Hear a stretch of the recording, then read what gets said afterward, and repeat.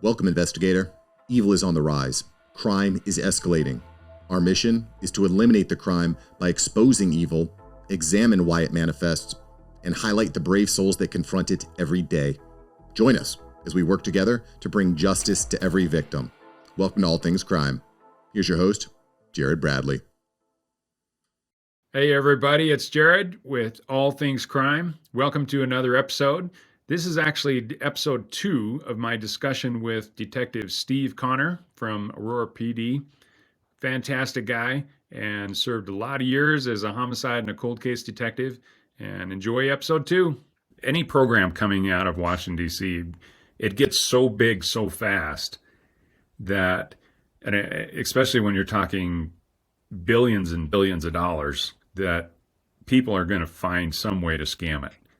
And the level of scam just builds and builds and builds, and then eventually it all crashes, and that's just the endless cycle that comes out of Washington D.C. And the amount of pain that it creates, not just for citizens but also for detectives like you guys that have to then turn around and investigate all the things that went wrong.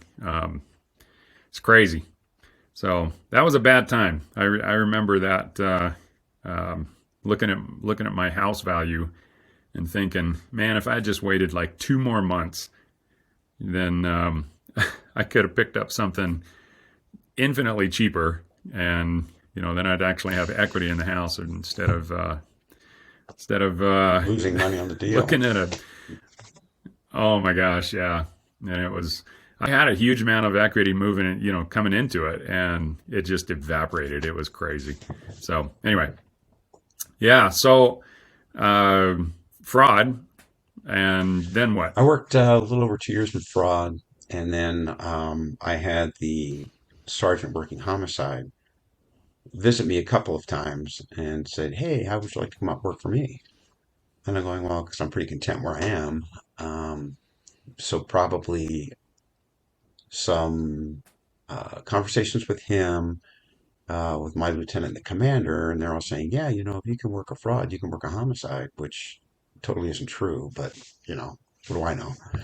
Uh, so I gave it probably till the deadline of when the memos were due for that position.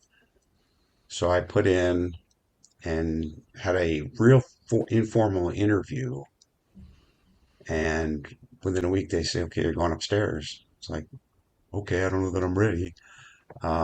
So I was transferred January, I think it was 2007, and they wouldn't give me a case. I mean, they give me the death cases, suspicious, natural, overdose, suicides. I get those, and they're fairly easy to clear. And then I didn't get my first homicide case till I was up there for 6 months, which makes sense. I mean, I was chomping at the bit. But in the meantime, I actually started looking into a couple of the cold cases because I got bored of these other cases, and I guess that's not a way to put it, but there's just so much you can do on a natural death case or um, a suicide or overdose. And there was a couple I was looking at. I thought, well, when I have time, I'll line up these three. And then I had one of my fraud buddies say, "Hey, I found this case. This lady called up and was telling me about this homicide case. And she thinks she knows who did it." So I said, "Okay, I'll call her up."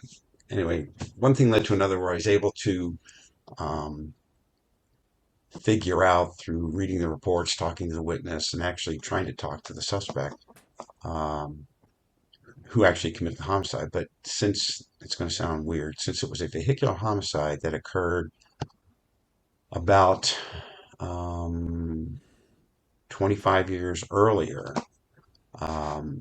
it couldn't be prosecuted. I approached the DA's office. I said, "Here it is. Here's the information. There's probable cause for this guy's arrest." They agreed, but they go, "It's outside the statute of limitations since it's a vehicular homicide." So I contacted the parents of the surviving member. There was two 17-year-olds, I think, that were walking home from a job at a restaurant and got run over by a drunk driver. One of them survived, the other one didn't. Called the surviving parent up and explained to him what's going on. He was like totally outraged. "Why can't you do anything?" I explained it to him.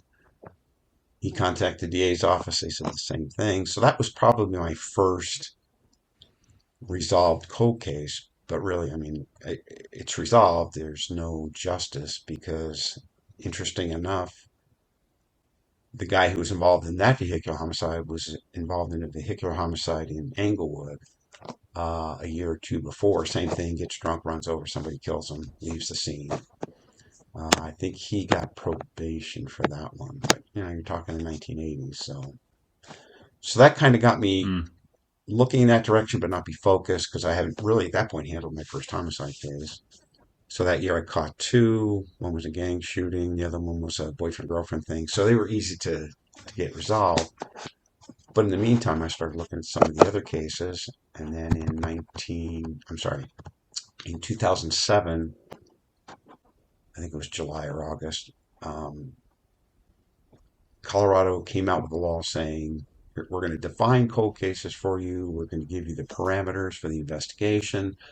We're going to use the Colorado Bureau of Investigation as the clearinghouse for all your cold cases so we know exactly how many open homicides there are in Colorado.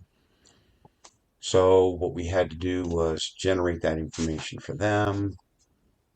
Uh, they had, I think, the victim services people had to get involved in that too. So are their annual updates. I mean, there's a whole slew of stuff that they had to put in place.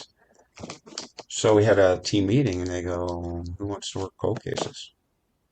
So I raised my hand. And they go, "Okay, you got it." So less than a year in, but at the same time, say you're going to be working cold cases, but you're in the overtime, call out, and case assignment rotation as well. So picking up regular homicide cases while working cold cases, it was very slow going at first. And then as we started knocking some of them down and saying, here's a case that we can solve if you just give us the time, okay, we'll give you the time. We'll not give you as many cases, work on those. And that evolved into basically an independent position where I was not picking up new cases that often, maybe once a year, once every other year, working cold cases full time, but I was still in the on call rotation to where if something happened, I get called out, but I was almost guaranteed that I would not, pull a new case. I did, but it was almost guaranteed I wouldn't.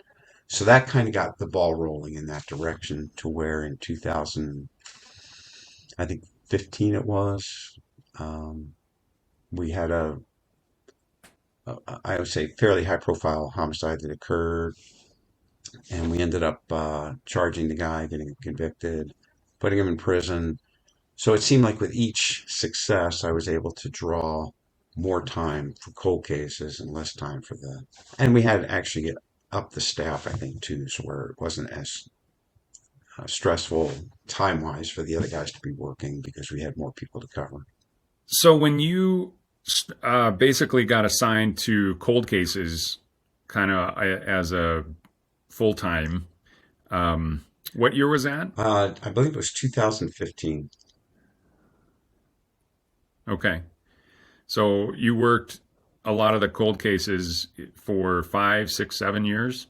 Well, there's some that I worked as little as a year, but like with the Bennett family case, it was what 15 years working on that on and off. I mean, it's not a solid task, but looking at it, doing follow up out of state, collecting DNA from different potential suspects. Um, but that was one that was, excuse me, that was a case I was either in it or I was out. It was like part time. Okay, I got to go. Then I'd come back to it. It could be a couple of months later, look at it again. So what can we explore that case? Has that one That been one's been adjudicated? adjudicated in both districts, both in the first and the 18th judicial courts. Um, he was recently convicted, I think, 2 weeks ago on the case out in Jefferson County. But that was a 1984 case where um, four members of one family were attacked in their home. Three of them didn't survive. And that was the last case that occurred in Colorado. The first one, you could point to one or two and say, yeah, that was the case. But there was another case in Lakewood, Jefferson County, that a 50-year-old grandmother was attacked and killed in her home. Those two cases were the only two cases that were connected through DNA that said the person that killed her also killed the three members in the family here in Aurora. So, Were there any other type of similarities between the cases? Like what what was the weapon used, for the example? weapon in the Bennett case was a hammer. Bennett in the weapon in the Smith case was a hammer, but they were different hammers. The one in the Smith case, I think, was like a body fender hammer. The one in the Bennett case was a like a claw hammer. It was a separate case that happened in Aurora where a person survived, um, and the suspect used a ball peen hammer in that one. So the hammer and I believe an open garage door were the two key elements in all the cases. A hammer. So did the suspect bring the hammer? I mean, that's a brutal way to attack I'm somebody. hoping to get a chance to interview him again. I don't see that happening, but yes, he was working construction. The suspect at the time was working construction, as we found out later. Um, but yeah, that was his weapon of choice for whatever reason. Well, with the intent to kill, or do you think he was just going in to rob him, or what? What? Any idea what his intent was? This would be speculation on my part, and I've run with it because I believe that, and I'll name him. His name is Alex Ewing. I believe that Mr. Ewing evolved into a serial killer while out here in Colorado. His history showed him being transient. He liked to move around a lot. His father was in the military, but I believe his escalation of violence occurred here because prior to this, he'd do petty things. I don't want to call burglary petty, but he'd commit burglaries, but not like a serial burglar would. Um, as he evolved, he would, as far as I can tell, confront the homeowner, attack the homeowner. But if he didn't think he could get out unscathed, he would run away. And that happened on a couple of cases to the point where he walks into the Bennett family home. It's occupied by four people, and he tries to decimate them all. And like I said, the youngest survived, but killed in such a frenzy that, I mean, it was an incredible scene just to walk in. And I was not, I was at the scene only security back in 1984, where I was maintaining the custody of the house while they're doing the search warrant. So the only opportunity I had to actually look at the crime scene was through the video, which was VHS and still photos. So when I started walking through it like that, I'm like, it was pretty intense. He, in my opinion, went after it simply to kill him because what he took away wasn't worth really much of anything. I mean, trinkets maybe, some coins or Wow. whatever. So you're thinking that he actually evolved into enjoying the act of killing somebody, and particularly with a hammer.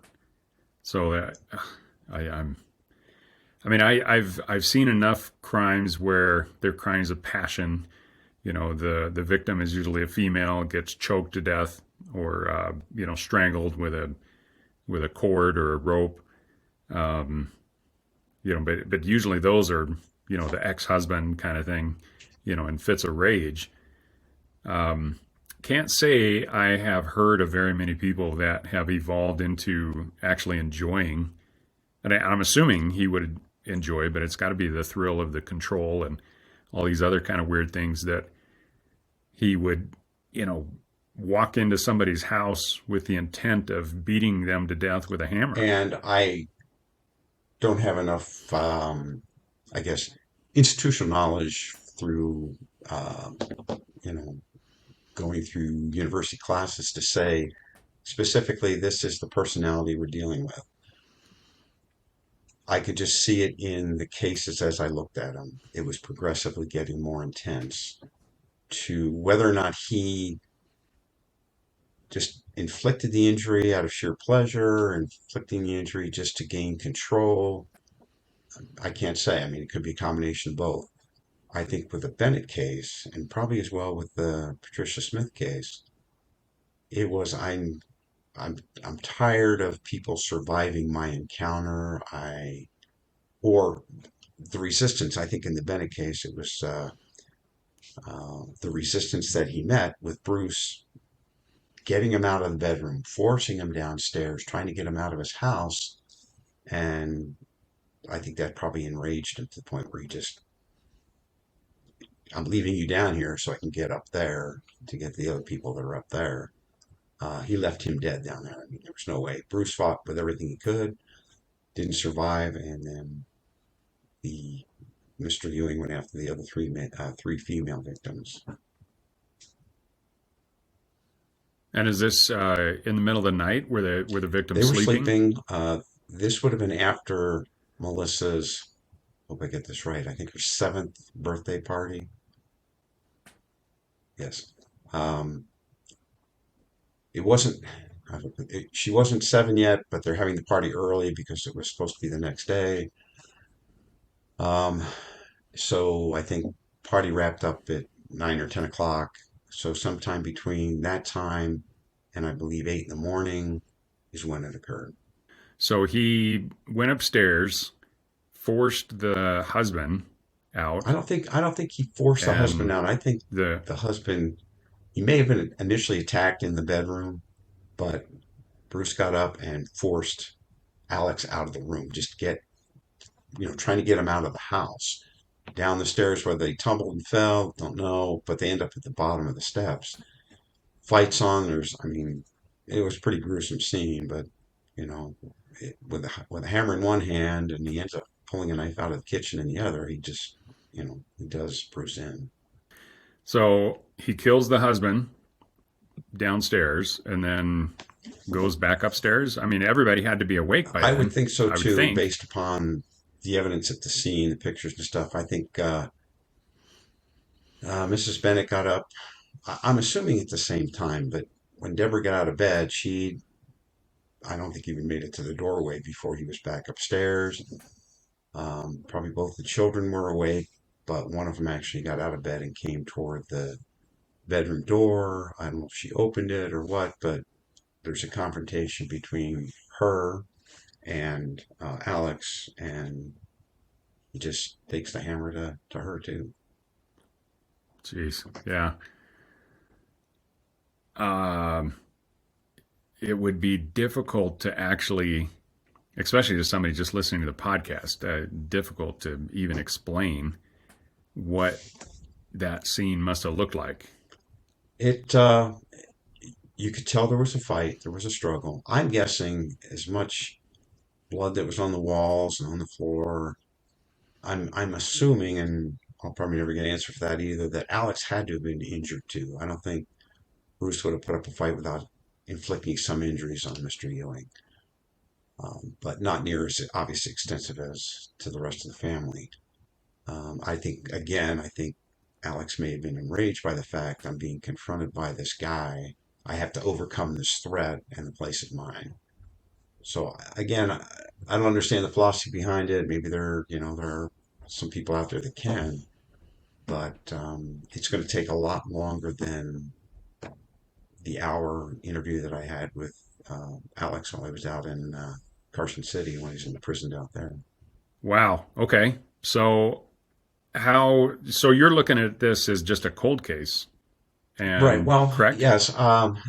I guess the only attachment I had to it was the fact that I was on when it happened. I was security in the house when it happened, as were hundreds of other, well, at least 100 other officers too, and detectives throughout the years involved in looking into the case. So I'm strictly looking at it, never expecting to have the opportunity to look at it as a cold case detective. I probably started looking at it in 2008, but again, real surfacey. Yeah, it'd be cool to solve this. Um, my opinion was that the guy that did this was probably dead because we never heard anything about it after, after the second week in January 1984. Nothing after that. No DNA matches in CODIS, no similar um, assaults that we could find. They just dropped off the face of the earth. So did you ever have a chance to talk to the detectives that actually did help process I the talked scene? to three of them over the years. Usually, you kind of look for things they may have thought or felt that they didn't put into the report, which is good. I mean, you can think one thing would be totally wrong, but um, one of them agreed with me. Yeah, he's probably dead. Um, the ones that actually, I think, put their heart and soul into the case were Marv Brandt and Casey Williams because they had the DNA extracted, had it put into CODIS, and then almost like whatever 10 years later, Lakewood finally does the same thing. They get a case-to-case match with the Aurora case. So, I mean, it's one of those things we know. Yeah, it is. The elements of the crime are so similar that it can't be anybody else. But everybody's saying, well, who is it? And if he's not in CODIS, he's not in prison, which wasn't necessarily true at the time, or he hasn't been arrested recently. Mm. So we're kind of like, what's the next step? So that's when I contacted Steve Armentrout out in Virginia from Parabon, and we ended up doing an extraction of some of the evidence, sent it back there for the snapshot image photo trait of the person we were looking for. Pops with a picture and all the physical characteristics he may have, which we kind of all knew. At the time, we figured he's probably going to be a white male. I believed at the time probably someone that acted alone, which he did, but there was theories that there had to be more than one person to overcome an entire family. Um, but anyway, after we got that, I think within a year, um, I contacted Colleen Fitzpatrick down, I think she's in Southern California, because I heard her name going through stuff on the internet, and then I contacted the Phoenix Police Department because she assisted in a case down there. Back and forth phone calls, emails, and she goes, "I can tell you the family name of the person that's involved in your homicide." And I was really skeptical. I, I mean, up to the point the day I found out who it was. She goes, "Just send me the stuff. I'll have it analyzed. And I'll tell you who it is." So we did. Sent it down there. Within, I think, a week or so, she calls me up. She goes, "Well, from my research and my investigation, the name of your suspect, the last name of your suspect on your case is going to be Ewing," and she spelled it for me, Ewing. And I go, how does she know this? I mean, come on. So she told me how she did it, which, I mean, I was poor in biology. I sucked at chemistry. So none of this, she could talk and it's like in and out. So I looked up the name Ewing, and of course, there's about a dozen ways to spell it. So I told her that. And she goes, "I'm telling you, this is how it's spelled." So I said, "Okay, well, we'll look into it further." She goes, "I can develop a family tree." And I said, "Okay." Well, at that time, I'd already gone back to uh, Paramount. I said, "I heard this technology is available." "Yeah, it is. I'm going to send the stuff out there since you started the research." They go, "Okay, no problem, but you're third or fourth on the list because we're kind of busy." So while that's going on, we get the CODIS match to this guy out in Carson City at the correctional facility out there. Um, so I call up Paramount and go, "Hey, put a stop on that. I got a CODIS match. I'll be back. Talk to you later." So the CODIS match, it was interesting, but came from Alex Ewing from the Northern Nevada Correctional Facility in Carson City. So the next day we have a meeting of all the brass, the staff, CBI, Lakewood, Jefferson County, Arapahoe County DAs. I mean, just to determine what's our our next course of action. I go, I want to talk to the guy. So that day we made arrangements to fly out to Reno, stay the night, and interview Alex the next morning. So that's what we did. So the prison out in Carson City was collecting DNA, I imagine, from any of the felons that were there, and were uploading them into CODIS. Is that kind of what was happening, or did you No, what specifically happened ask for that? was, and I don't know the specifics behind it, but there was a debate running rampant out in Nevada because those that were arrested, convicted for felony crimes, their DNA was uploaded into CODIS. Previous offenders already incarcerated, their DNA was not, because the understanding was, or the interpretation was, that the law came into effect after these individuals were already sentenced, convicted and sentenced, so you can't take their DNA. Well, eventually, I think in 2018 it was, or 2019, I think 2001. Anyway, they ended up overturning that, saying, no, we're collecting everybody that's in prison now. And that obviously would take a number of months, if not years, to be able to accomplish. So they just started taking DNA from all their inmates whose DNA had not previously been collected and sent it to their, I guess they're comparable to the Bureau of Investigations, whatever it is out there that does the uploading of DNA into the database out there. Wow. So what was it like when you got that hit? That's interesting because I was at home. I was watching TV with my wife, and my boss calls, and the only thing he said was, we have a CODIS match on the Bennett case. And I go, yeah, why are you really calling? And he goes, no, we do. And there's a meeting tomorrow, this conference room meeting with all these, law enforcement celebrities. And he goes, you're the last to know. And I thought that was kind of odd. I go, really? He goes, yeah. He goes, you are the last to know. Everybody else had the information to me. I said, oh, okay. And I didn't think too much of it at the time, but then when you look at the protocol involved, I mean, it was definitely different. But I get the point. It was a high profile case. They wanted to keep the information under wraps for a while. But I just thought it was interesting because the protocol is, if there's a match, I get an email from CBI saying, here's a match. You need to go follow it up. You need to get DNA. We need to confirm. Just a process. And I chuckle to this day. I think it was kind of funny. Well, of course, you can't trust detectives with any kind of information Or something like right? that,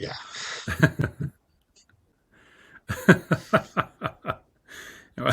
That's funny. Yeah, it's detectives I've found are kind of the catch-all be-all types that you guys are either on the front lines or the last to know. Yeah, there's no in between. And yeah. Thanks for joining us.